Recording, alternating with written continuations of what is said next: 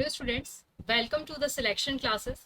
जैसे कि हमने एक पोल किया था जिसमें कि हमें पता चला था कि आपको मॉडर्न हिस्ट्री से रिलेटेड वीडियोस ज़्यादा चाहिए हैं, उसकी डिमांड बहुत ज़्यादा है। तो उसी के तर्ज पर हमने आज मॉडर्न हिस्ट्री स्टार्ट किया है, जिसमें कि पहला वीडियो जो हो रहा है वो हमारा एडवेंट ऑफ यूरोपियंस हो रहा है। हम बहुत ज़्यादा डिटेल में यहाँ पर नहीं पढ़ने वाले हैं। जो मेन मेन चीज़ें होंगी क्रोनोलॉजिकल ऑर्डर में, कुछ अगर संधि होती है, कुछ कोई हमारे वायस रॉय या गवर्नर जनरल के द्वारा कुछ काम किया जाता है, तो वो सारी चीजें हम यहाँ पर पढ़ने वाले हैं। ठीक है, तो वीडियो को स्टार्ट करते हैं और ज्यादा से ज्यादा लोगों तक इस वीडियो को शेयर करिए, चैनल को लाइक करिए और सब्सक्राइब जरूर करिए। चलिए स्टार्ट करते हैं। तो सबसे पहले अगर जब भी हम बात करेंगे कि भारत में यूरोपियन का आगमन कैसे हुआ था, तो आपको ईयर याद रखना है 1498 का। 1498 में पोर्चुगीज पुर्तगाली जो है वो भारत आए थे। और पुर्तगाली ही अकेले भारत नहीं आए थे, पुर्तगालियों के द्वारा वास्को डी गामा जो है वो सबसे पहले भारत आए थे। तो ये चीज आप लोगों को ध्यान रखनी है कि वास्को डी गामा सबसे पहले भारत आए हैं और उन्होंने ही यहाँ पर कहीं ना कहीं भारत की खोज करने में सहायता प्रदान करी है। इसी के बाद जैसे ही एक बार ये सी रूट यहाँ पर खोज लिया गया, उसके बाद धीरे धीरे करके हमको चीजें यहाँ पर समझ में आने लगी और दूसरी यूरोपियन नेशन जैसे कि डचेस हो गए, इंग्लिश हो गए, फ्रेंच हो गए, ये भी यहाँ पर आने लगे, है ना। यहाँ पर देखिए आप लोगों को मैंने मेंशन किया हुआ है, ये देखिए फ्रेंच हो गया हमारे, इंग्लिश हो गए हमारे, डचेस हो गए, ये सब भी यहाँ पर धीरे धीरे बाय द टाइम आने लगे थे। ठीक है ना, थोड़ा सा पैन प्रॉब्लम कर रहा है, इस वजह से शायद कहीं दिक्कत हो, मैं ज्यादा नहीं लिखूंगी यहाँ पर। अब यहाँ पर हम रीजंस बात कर लेते हैं कि क्यों बेसिकली यूरोपियंस भारत आना चाह रहे थे। तो पहले सबसे पहली बात ये थी कि यहाँ पर डिमांड्स ऑफ गुड्स बहुत ज्यादा बढ़ रही थी, क्योंकि एक बार देखिए भारत से होकर गए तो उनको समझ में आ रहा था कि इंडियन गुड्स जो है वो कहीं ना कहीं यूरोपियन के द्वारा बहुत ज्यादा कहना चाहिए उन लोगों को आकर्षित कर रहे थे। तो कहीं ना कहीं उनको ऐसा लग रहा था कि इंडियन गुड्स की डिमांड उनके मार्केट में बहुत ज्यादा बढ़ गई थी। उसके बाद जैसे ही ये इंडियन गुड्स वहां पहुंचते थे तो इन पर कुछ टैक्सेस इम्पोज किए जाते थे, जिससे कि ये हाई टैक्सेस के कारण कमोडिटीज मार्केट में बहुत ज्यादा जा रही थी और उनके लिए एक प्रॉफिटेबल एनवायरनमेंट क्रिएट कर रही थी। तो एक तरह से मैं बोल सकती हूँ कि जो हमारा इंडिया था वो एक ट्रेडिंग हब की तरह यहाँ पर काम कर रहा था। आगे बात कर लेते हैं। पोर्चुगीज सबसे पहले भारत आए हैं और ये याद रखना है आपको कि फर्स्ट यूरोपियंस हैं जो भारत आए हैं और सबसे लास्ट तक इन्होंने ही भारत पर शासन किया है। अब भारत पर शासन मतलब कुछ एक आधा टेरिटरी है, गोवा से बेसिकली इनको फिर बाद में निकाला गया था। तो ये याद रखेंगे, गोवा इन्हीं के हाथ में था पहले। और अभी भी आप लोग अगर गोवा जाएंगे तो आप लोगों को पता चलेगा कि वहां पर आपको देखने के लिए मिल जाएंगे पोर्चुगीज, है ना। तो वही बात यहाँ पर करी गई है कि यहाँ पर भी आप देखेंगे तो पहले यूरोपियंस हैं जो भारत आए हैं और लास्ट तक ये रहे हैं। ठीक है, अब सबसे पहले बात कर लेते हैं कि किस तरह से ये भारत आए थे। तो अगर मैं बताऊं कि रोमन एम्पायर का जैसे जैसे धीरे धीरे डिक्लाइन हो रहा था, तो अरब ट्रेड रूट जो है उसका डोमिनेशन जो है वो यहाँ पर खत्म होने लगा था, कम होने लगा था। और कॉन्स्टेंटिनोपल, कुस्तुनतुनिया अगर आप लोगों ने पढ़ा होगा 1453 में, वो भी धीरे धीरे खत्म होने लगा था। तो रूट जो है वो कहाँ शिफ्ट होने लगा था, इंडिया की तरफ शिफ्ट होने लगा था। फिर धीरे धीरे रेनेसेंस की स्पिरिट सामने आती है, शिप बिल्डिंग, नेविगेशन, ये सारा कुछ स्टार्ट होता है। और एक ट्रीटी होती है जिसका नाम देखिए यहाँ पर मेंशन किया हुआ है, ट्रीटी ऑफ टॉर्टोसिलिस, है ना। ये आपको ध्यान रखना है, 1494 में ये ट्रीटी होती है जो कहीं ना कहीं नॉन क्रिश्चियंस पोर्चुगल और स्पेन को डिवाइड करते हैं। ठीक है, अब स्पेन वाले तो वही रह गए, लेकिन पोर्चुगल वाले हैं, इन्होंने एक्सप्लोर करना स्टार्ट किया और इंडिया के नियरेस्ट ये पहुंच गए।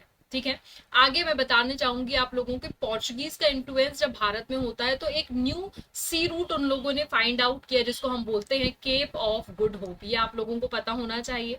ठीक है, देन उसके बाद धीरे धीरे अरब डोमिनेशन भी उस रूट पे शामिल होने लगा। इन्होंने अपनी फर्स्ट फैक्ट्री भी स्टैब्लिश करने की कोशिश करी, तो सूरत में इन्होंने अपनी फर्स्ट फैक्ट्री स्टैब्लिश करी थी, ये आप लोगों को पता होना चाहिए। सूरत में इन्होंने फर्स्ट फैक्ट्री अपनी स्टैब्लिश करी। ठीक है, देन उसके बाद आगे हम बात कर लेते हैं कि कुछ नई क्रॉप्स हैं वो भी ये लेकर आए थे। अब देखिए कहीं से कोई कंट्री से कुछ कोई व्यक्ति आ रहा है तो वो जाहिर सी बात है अपने साथ कुछ नई चीजें यहाँ पर इंडिया के लिए भी लेकर आएगा। तो यहाँ पर देखिए पाइनएप्पल, पपाया और कैश्यू नट्स, चिलीज, टबैको, इन सबको लेकर कौन आया है, तो ये आप लोगों को ध्यान रखना है, पोर्चुगीज जो है इन सबको यहाँ पर लेकर आए हैं। ठीक है, अब यहाँ पर एक इंटररेशियल मैरिज का कंसेप्ट भी आता है। इसी के साथ ही यहाँ पर देखिए यूरोपियंस और इंडियन के बीच में मैरिजेस भी होना स्टार्ट हो गई। तो हम जो वो एंग्लो इंडियन कम्युनिटी के लोगों की बात करते हैं तो वो कहीं ना कहीं यही लोग हैं जो कि यहाँ पर आए हैं, ठीक है।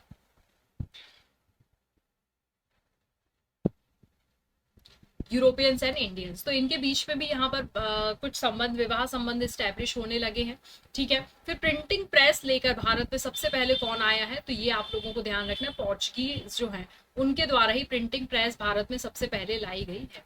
आगे हम बात कर लेते हैं, डच ईस्ट इंडिया कंपनी इसके बाद आती है, लेकिन डचेस का शासनकाल जो है वो बहुत कम समय के लिए रहता है और ये 1602 में भारत आते हैं। तो वैसे अगर मैं बोलूं कि पोर्चुगीज कब आए थे तो 1600 का कार्यकाल आप पोर्चुगीज का याद रखेंगे, सॉरी 1600 का आप लोग याद रखेंगे पोर्चुगीज का।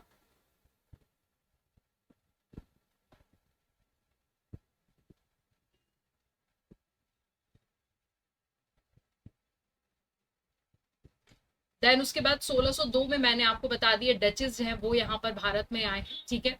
और वेज वॉर करके यहाँ पर एक अथॉरिटी होती है कंपनी की जो बोलती है कि हमें जाके यहाँ पर शासन करना है। अब देखिए डचेस का राइवलरी भी इंडिया में कोई ना कोई था, क्यों, क्योंकि ऑलरेडी पोर्चुगीज यहाँ पर आ चुके थे और उन्होंने बहुत सारा एरिया एक्वायर कर लिया था, गुजरात, बंगाल, बिहार, उड़ीसा, ठीक है। उसके बाद यहाँ पर एक मसूलीपट्टम करके जगह है आंध्र प्रदेश में, डचेस अपनी पहली फैक्ट्री यहाँ पर स्टैब्लिश करते हैं। तो याद रखेंगे मसूलीपट्टम जगह का नाम आप लोग ध्यान रखेंगे, यहाँ पर डचेस अपनी पहली फैक्ट्री स्टैब्लिश करते हैं, ठीक है। आगे बात कर लेते हैं, नेक्स्ट मूव करते हैं। तो दोनों की आपको पहली फैक्ट्री कहाँ स्टैब्लिश हुई है ये आपको पता होना चाहिए, मैंने दोनों की आपको बता दी है कहाँ पर स्टैब्लिश हुई, ठीक है। अब धीरे धीरे देखिए डचेस ज्यादा समय तक नहीं रहे, यहाँ पर डिक्लाइन भी हो गया। यहाँ पर एक देखिए बैटल हुई थी जिसका नाम है कोलैचिल, ये बैटल आपको ध्यान रखना है, बैटल ऑफ कोलैचिल ये यहाँ पर होती है और 1741 में होती है बैटल ऑफ कोलैचिल। और इसका इसी के साथ ही डचेस का जो इन्फ्लुएंस है वो एंड होने लगता है, ठीक है। ट्रेवनकोर की आर्मी डेवलप होती है। तो ये क्रोनोलॉजिकल ऑर्डर में मैं आपको बताते चलती हूँ ताकि हम आगे जैसे जैसे बढ़ते जाए तो आपके दिमाग में क्लिक होता जाए कि अब डचेस आए थे, अब ईस्ट इंडिया कंपनी आई थी, फिर क्या होता है कि इनके बीच में भी कुछ वॉर होते हैं, फिर इनके बीच में कुछ संधियां होती है, वो भी हमें पढ़ना है। तो ये एक बेसिक है आपका। अब ईस्ट इंडिया कंपनी की बात कर लेते हैं, तो 1600 का समय आपको ध्यान रखना है, क्वीन एलिजाबेथ फर्स्ट, ठीक है, ये आपको ध्यान रखना है।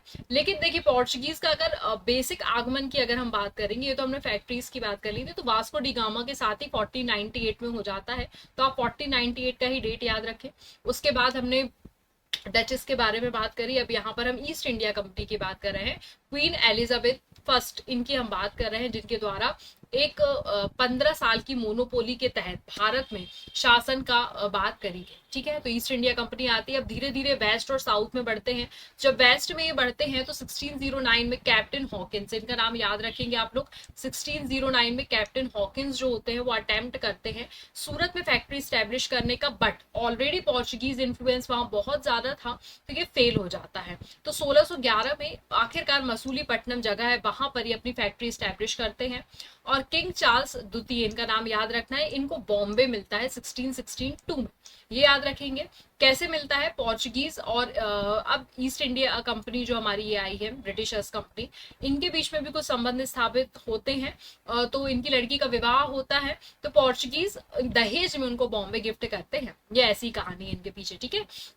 तो यहाँ पर भी इनका इन्फ्लुएंस होने लगता है। फिर सुल्तान ऑफ गोलकुंडा इनको कुछ जमीन प्रोवाइड करते हैं, तो ये मद्रास में भी एक फैक्ट्री स्टैब्लिश करते हैं। तो अब देखते जाएंगे, अब धीरे धीरे सब जगह पर आपको इन्फ्लुएंस किसका देखने के लिए मिल जाएगा, हमारी ब्रिटिशर्स ईस्ट इंडिया कंपनी का। अब बंगाल पहुंचते हैं, बंगाल में ट्रेड करने स्टार्ट करते हैं, वहां पे शाह शुजा रहते हैं, तो वो भी कहीं ना कहीं यहाँ पर इनकी मदद करने के लिए तैयार हो जाते हैं। यहाँ पर एक चीज आप ध्यान रखेंगे, 1700 में फोर्ट विलियम कंस्ट्रक्ट होता है, ये एडमिनिस्ट्रेटिव सेंटर बनता है जिसको आज हम क्या बोलते हैं, कैलकाटा बोलते हैं, ये आप लोग को ध्यान रखना, ठीक है। आई होप वीडियो अच्छा लग रहा होगा आपको, ज्यादा से ज्यादा लाइक करिए, शेयर करिए और सब्सक्राइब करते चलिए, ठीक है। उसके बाद डैनिश पीपल आते हैं। डैनिश बेसिकली जो नीदरलैंड के पीपल होते हैं वो होते हैं। ये 1616 में आए थे और बहुत लंबे समय तक इंडिया में नहीं रह पाते हैं। और इनका केवल एक ही काम था, ट्रेड के लिए नहीं आए थे, ये मिशनरीज पर्पज से आए थे कि हमारी जो मिशनरीज है, हमारी जो क्रिश्चियनिटी है उसको हमको कैसे बढ़ाना है यहाँ पर, उसके लिए ही आए थे। तो ये हमको बहुत ज्यादा इसमें कुछ आपको इंपॉर्टेंट पढ़ने के लिए नहीं मिलेगा। फिर एक फ्रेंच ईस्ट इंडिया कंपनी, ये इंपॉर्टेंट है क्योंकि इसके साथ वॉर भी होते हैं, आगे चल के हम पढ़ने वाले हैं।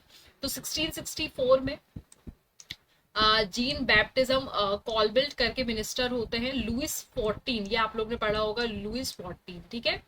इनके द्वारा यहाँ पर बात करी गई थी कि इंडिया में हमको जाना है। ये लास्ट यूरोपियंस थे, लेकिन लास्ट तक रहे नहीं थे। लास्ट तक रहा कौन था ये भी आपको पता है। इन्होंने भी अपनी पहली फैक्ट्री सूरत में स्टैब्लिश करी है 1668 में।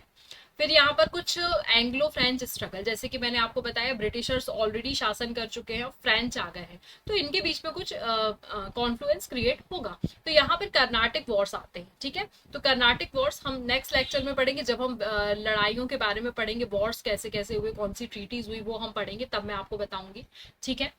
तो कर्नाटिक वॉर्स हम इसके बाद पढ़ने वाले हैं नेक्स्ट।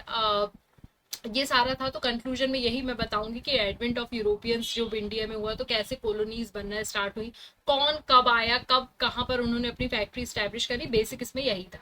अब यहाँ से हम मॉडर्न हिस्ट्री की तरफ और आगे बढ़ेंगे और इनके बीच में जो मैंने जो एक कॉन्फ्लुएंस हुआ है, वॉर हुए, ट्रीटीज हुई है, उनके बारे में हम आने वाले लेक्चर्स में पढ़ते चलेंगे। तो इसका भी हम प्लेलिस्ट बना देंगे, तो आप इसको भी पूरा पूरा फॉलो करते चलिए। टू द पॉइंट चीजें बताएंगे जो एग्जाम पर्सपेक्टिव से इंपॉर्टेंट है। बहुत सारा हमको नहीं पढ़ना है, उतना पढ़ें जितने में हम अच्छे नंबर ला सकते, ठीक है। आई होप आपको वीडियो अच्छा लगा होगा। ऐसे ही और वीडियोस के लिए द सिलेक्शन क्लासेस को लाइक करें, शेयर करें और सब्सक्राइब करें। Thank you so much.